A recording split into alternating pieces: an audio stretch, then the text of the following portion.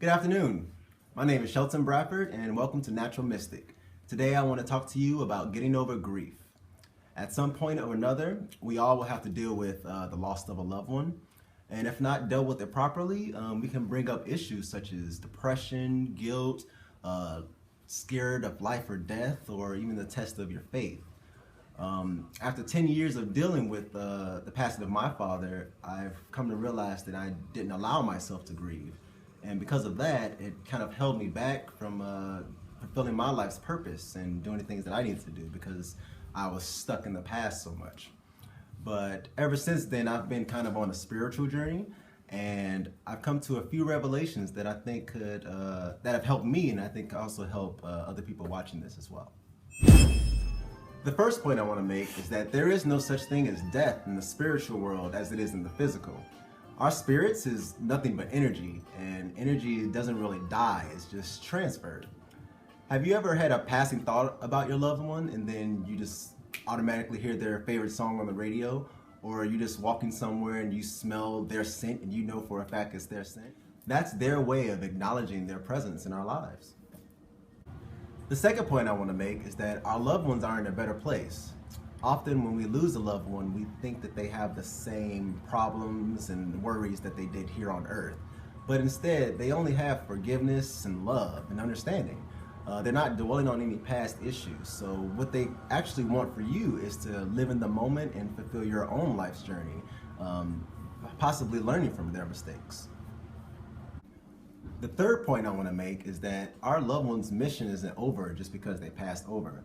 One good mission that they do have is that they are appointed to be our spirit guides to help us through our decision making here in the physical world.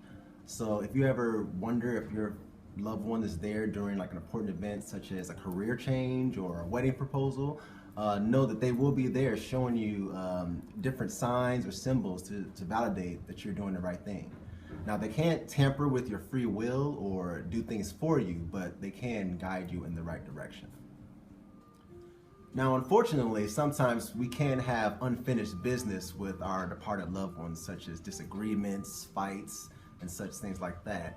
But I want to tell you that once they passed over, they have had a better understanding of the world, and they do know the errors of their ways in the physical world. So what they do is they do ask for your forgiveness, and they have forgiven themselves as they done their passing, but they also want you to forgive them as well, so that both of your souls can move forward.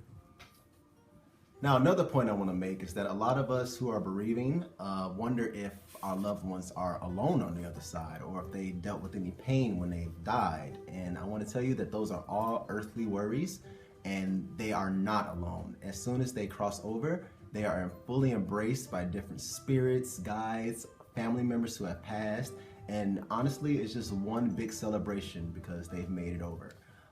And finally, my last point, if you believe in all of this, if you believe in life and death, you'll know that you'll see your loved one again.